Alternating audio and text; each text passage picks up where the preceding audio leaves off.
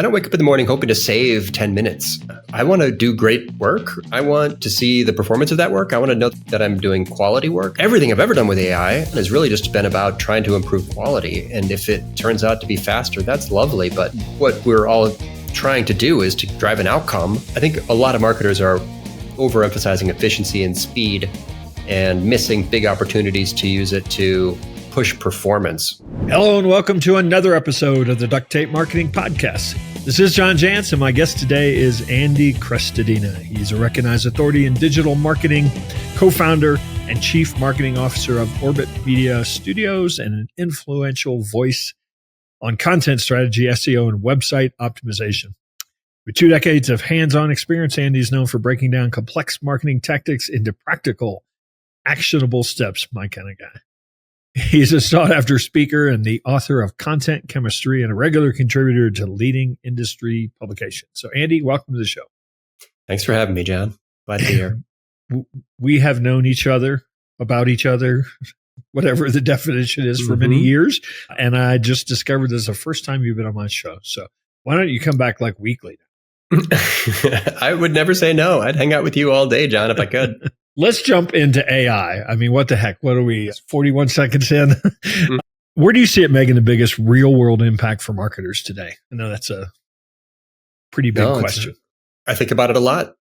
I think that probably the future of marketing is lowering risk and cost by building synthetic members of a target audience and then testing content, pages, calls to action, strategies with that AI persona. So Sims, like running little, like making a thing and getting feedback on it before you put it in the market, because I think it's likely, it seems to me, that we'll look back at this era and say, wow, it's super primitive. You used to just make a thing and make it live and hope for the best and check it later. Probably not in the future. We'll do it in a bit more sophisticated way. You know, I hadn't really thought about that idea because I think so many people are focused on automations and efficiencies and getting rid of people. Even, I mean, you're obviously, I'm really of the camp that it's going to change some things around in terms of people. But I think it also is, they're already seeing it creating some demand in some areas for people that didn't exist before. So is the concern that, was it Sam Altman that said, that like 95% of marketing or white collar jobs will be gone in 5 years? Yeah, I think I'm going to stay out of the prediction game and wondering, but I'll tell you what I'm here for and have been from the beginning, and you too. I don't wake up in the morning hoping to save 10 minutes or half an hour. I want to do great work. I want to see the performance of that work. I want to know that I'm doing quality work. I want to see the feedback and the performance of everything in the data. So really, everything I've ever done with AI, and this is hundreds of experiments. It's, half my day on Saturday was building a custom GPT and testing it. But everything that I've done has really just been about trying to improve quality. And if it turns out to be faster, that's lovely. But what we're all trying to do is to drive an outcome. So I think a lot of marketers are overemphasizing efficiency and speed and missing big opportunities to use it to push performance. Yeah, and one of the enemies of quality is that we got so much on our plate, right? And I think that even quality relationships. I mean, I'm finding that if there's a lot of stuff that had to be done, but let's face it, it was grunt work, that had to be done. And I do think that some people are feeling like, hey, if I get that off my plate, it kind of frees my head up. Even like I say, for more relationship building. And I think that's, where quality is going to come from, isn't it? Absolutely. So it will give you a free hand to work harder on those, the conversations you're having, prioritizing offline experiences, being part of communities, just taking care of the people around you. But the one thing that I've been doing with it a lot, and this was, my very last call, talking to a client, looking for opportunities to make these pages better, stronger, faster, more detailed and comprehensive. It's for a higher ed program. And we just gave ChatGPT the persona and gave it the page and said, we're looking to make this a more comprehensive page, give us ideas. The very first idea was fantastic. It's like, which program is right for you? what? Wait, how? And the meeting sort of paused. Like everyone kind of held their breath for a second and asked, like, did we not do that? Wait, we didn't do that. Why didn't we do that? And there were several others, like 3 or 4 things. Like, yeah, so AI powered gap analysis is one of my favorite things, but they're always best discovered through relationships and, real world human conversation. So a lot of Orbit Media's work is or has been design, or at least design is an element of it. How do you feel about the design creative process right now? I think there's a lot of people trying to create tools that can automate a lot of things in that space. There's some really awful stuff coming out through that. I mean, how do you feel about that space right now, where it is today and where you see it going maybe? Well, design for interactive, there's a kind of a turning point happening now because these tools like Figma, where you're designing it somehow in a context where it's already responsive, and the front end programming for things that, web teams are building is sort of half done. Now, kind of like writing or, image generation, the code generated by AI still requires a lot of like review. No one's just grabbing it and assuming it's all perfect. It's not. So there's a big gain there in the handoff between designers and programmers, but not, there's still plenty of work to do. The other one I think is in design. What do you hire? What do you get when you hire a web company? Partly, you want service, you want someone to listen to you want accountability, you want a thought partner, and you want pixel perfection. I don't think AI is there. I don't think that if you brands, big and small, want to work with designers to get the thing to look just like they want it to look.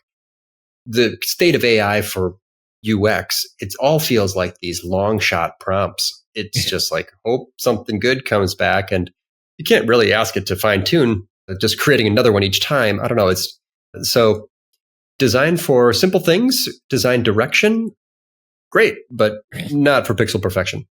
I'm going to question how much of the market actually wants or understands pixel perfection. I mean, isn't there a significant amount of the market that's like, yeah, that's good enough? I'm sure there is. It's not mostly our audience. I had a 40-minute call with a client about how, this circle, like brand is everything. And the edge of the circle needs to be a little bit closer to the edge of the box on both mobile and desktop. Like there are still lots of people who want their fingerprints on their design. I understand that. I don't think that visitors care that much about the number of pixels between the circle and the edge of the box. But so, yeah, if you're looking for good enough or a great start, or here's a giant step in a good direction, it's awesome. But people really do like service, and there's a special thing that happens, like you said, about relationships. When creative teams work together to solve problems with clients and leaders. Yeah, I mean, I personally, and again, I wouldn't put myself out there as being, on the front line of image creation or whatnot with some of the tools, but some of the stuff I've done with it, I mean, every now and then it's like, yeah, that's okay. And then every now and then it's just like, that's like, that person has no face. How can I use that? It's changing fast. Image generation. I sort of wish I could go back and I would have put in the same prompt every month just to sort of see the evolution of it, because it's improving quickly. Yeah. But yeah, don't look too closely at hands. Text is still a problem. It's getting much, much better. But, halfway through here, 2025, there are long shot prompts, let's be honest. Speaking of, maybe that's good enough, let's talk about content creation. I think a lot of people, that was probably the first use case for many people is, oh, look, this can write this blog post for me. I think a lot of people are starting to find out that's just not going to cut it. In fact, I won't go as far as saying the old Google penalty thing, but I think that they're being penalized in the eyes of everything that's reading the content today. Yeah, I don't see a reason to write an article, to publish an article if AI can create it. Yeah. Because your target audience can write that same prompt and get that same article. That's in fact the last thing you should publish. So for the duct tape marketing audience and fans of yours and people who read my stuff, I think it should be obvious that the difference between AI generated, just garbage and quickly made stuff and medium quality or, the boring taste like water articles and strong points of view, original research, deep content, like taking a stand, collaborative formats like we're doing now. the stuff is going to be even more different in the future. I think that content strategy is going to have a great moment here as the tide goes out and all these marketers just look like it becomes really clear, like they're, no one's ever going to read that again. Whoever's byline that was just lost reputation. So yeah, strong opinion, original research, collaborative formats, highly visual content. These will feel more different than ever. So, it's like influencers and video. These things will be, I think, more effective in the future than even they are today.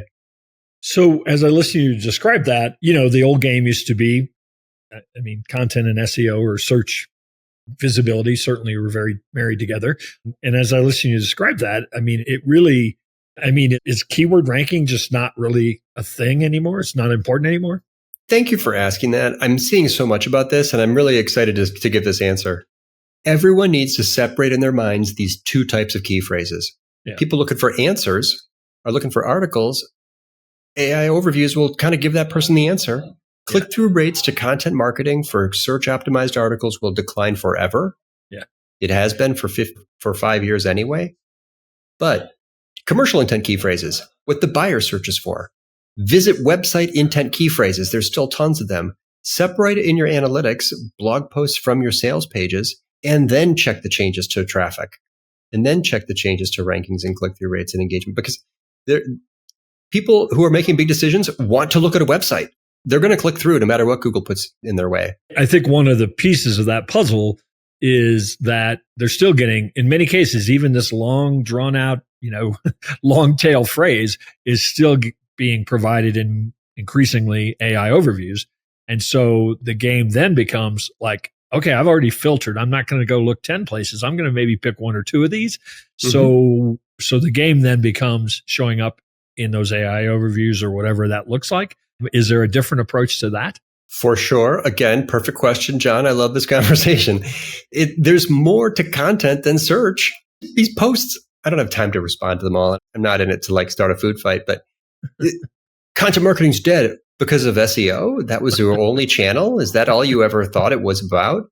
Yeah. So this is my number one B2B marketing strategy for content today is, of course, the LinkedIn newsletter. It was, okay, I've been doing it now for 5 years, but the visibility of my content is literally 10 times what it ever was before. How's that possible? Because I decided it was, a sensible time to build on rented land, because I saw the changes coming and adapted my strategy, because I'm now partnering with big tech. Google is not in business to help SEOs, but LinkedIn is in business to help content creators and publishers grow an audience on their platform. So no, our typical articles now literally get 10 times the visibility that they ever got before, even though click-through rates from search are down and declining, and it doesn't bother me a bit. Yeah, of course, anyone who's not familiar with your work, I will say that part of the reason, of course, consistency that you've provided, but also, your articles go in, they're basically masterclasses. And so I think that certainly has something to do with the reason that you're getting so much exposure is it's just terribly valuable. That means so much to me coming from you. Thank you, John. But hopefully then that reinforces the point about writing things by hand. Yeah. I include contributor quotes in every article. There's almost no scroll depth in any article in which you can't see something, like a visual or screenshot or video. I do lots of original research. They're carefully constructed, very structured pieces with bullet lists and subheads and internal linking. And I've learned from people like you, going way back to just be super direct and concise and get right to the point and eliminate, omit needless words. Well, I haven't mastered that one yet, but I had an editor one time that on one of my books that said, this chapter is great, but it starts with a whole lot of throat clearing. I always remember that. I've been there. One of my favorite quotes. So you have been doing a lot, and I think that you enjoy this, the getting into the data. You've been doing a lot with analytics, and maybe even suggesting that new ways to look at data, new key indicators that maybe we haven't been taught to look at. What are some of your favorite kind of new ways that you think we ought to be looking at the data? Should we be able to unearth it? Well, some of the most important insights waiting for you, literally sitting there just a few clicks away. In GA4, are not the most visible. Like you got to go kind of build the thing. Nothing's very visible in GA4. Yeah, it takes a minute. Some examples of useful metrics. What is, or questions to ask and find the answer, then form hypotheses and take action. What is the click-through rate on the call to action on your key pages? You got to make a path exploration. Takes a few minutes. You got to learn how to do that. That's fine. How does embedding video change the engagement rate on articles? Are there URLs on your website that load with page not found as the title tag? What is the difference in conversion rates for visitors on mobile versus desktop? Which of your articles is inspiring visitors to subscribe to your newsletter? Which URLs on your site have declining search traffic? We said a second ago. Are they the sales pages? Are they everything? Or is it mostly just your content and articles and guides? These are all extremely useful things to know, like that can guide strategy and budgets and, what's the output from those calories burned? Like it'll tell you, but you got to know where to look. I don't do almost any reporting in Google Analytics. I don't build dashboards. I don't just go look at it for its own sake, but I do analysis every day. How much are you taking what might be raw data, or at least what you can get out of GA4, and just taking it to AI and say, ask me questions? Oh, there's one or two use cases that you almost can't do without AI. Yeah. For example, if you make a report that shows traffic to your thank you pages and then add a secondary dimension for date plus time, export that and AI will make a chart for you showing which day of week people become leads. Huh. There is no Tuesday in GA4, but if you give that report to AI, it'll show you. You can have it make a heat map matrix that show what time of day and day of week in a colorful little chart, people become leads, people subscribe to your newsletter, people watch videos, anything, any action, any event. The date plus time was useless to me before AI. Yeah, that's interesting. One of the things that I think AI is quite good at, it's basically a mathematician, right? So I think it's quite good at analytics and finding stuff that it also sometimes makes huge mistakes, but I think that stuff you couldn't even see with your own eyes, I think it really can surface pretty quickly, can it? And then, John, the next step. So, find for me the campaigns that had the highest engagement rates. Okay, it looks at 200 campaigns and finds these ones had highest engagement rates. Now, craft 10 new campaigns based on those. The next step after the analysis, that's why AI is really special. It's because, you could just immediately go from insight to action, or at least brainstorming. Yeah. Yeah. That's awesome. So where's the noise that you think people ought to be tuning out? The buzzwords, the whatever agentic of the day is? So in analytics, I'm exhausted by reporting and love analysis. In SEO, I'm exhausted by SEO is dead or content is dead, but I love being discovered for commercial intent key phrases. In AI, boy, that's you're asking a really fun question. I believe that its responses are not nearly as good unless you have really like a conversation with it, that you're chatting with it, that you give it lots more inputs, including personas, and that you are not just having it make stuff for you. I'm exhausted by the write this thing for me. I'm really excited by and motivated by what are the gaps in this? What else could this do? Give me 10 ideas. How could this be better? So I think there's shifts in every category, and that there's, do this stuff long enough and you realize actually the fun stuff's right over there.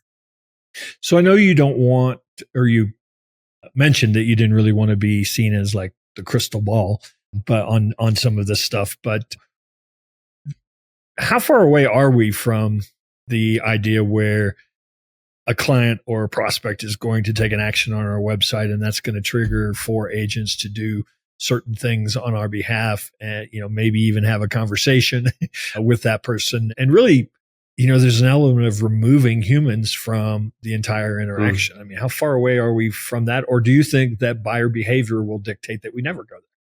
I can easily imagine a CRM setup where when there's a new lead, that it goes and researches this person and brand, and then takes the first step toward potentially disqualifying them, and then handling some kind of automated conversation saying like, thanks for reaching out. You're probably not a fit, but maybe check out these other things instead.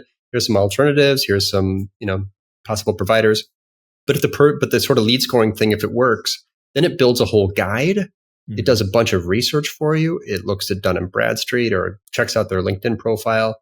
And then the rep gets this sort of like little coaching session with AI on how to talk to this prospect. Yeah. And so, again, that's exactly what you said a few minutes ago, where is it going to make us more efficient in it by setting aside like these low quality leads and help us prioritize relationships by helping us really prep for this really, high stakes conversation. So there's a bunch of little uses for AI in there, but yeah, probably every lead should have an appended little sales guide that goes with it with the 6 questions you should likely ask based on what's happened with them in the news and who you're talking to and what what likely challenges are. Yeah. And I think that's really going to be the key is we'll remove friction where clients want friction removed, right? They want to do their own research. Maybe they want to get their own pricing, things like that. Mm-hmm. We'll remove that friction, but then we'll get really smart at where do they actually crave human interaction? Not necessarily need it, but want it. And I think it's that sort of beautiful combination that is going to always be the tight wire, isn't it? I think so. I think that's making people feel special. Yeah. Listening, showing them you care. I said it about design a bit ago. Certainly in service. Yeah. I'm never going to stop caring and talking to people in my days like today. 8 meetings back to back. Yeah. Love it. I'll take it. I don't mind a bit. I'm energized by these and conversations just like this one, John. Well, awesome. Well, let's not make it 20 years to the next time. Let's have you back much sooner than that. I appreciate you taking a few moments to drop by. Is there anywhere you want to invite people to connect with you, find out more about your work? LinkedIn, the blue button says follow. But if you find the menu and go to connect with me and just say, hey, heard you on Duct Tape, I'd be more than happy to connect. And then we can have an interaction and we can prioritize relationships and take care of each other. And that's what this is about. Awesome. Again, I appreciate you stopping by, and hopefully we'll run into you soon out there on the road. Thanks, John.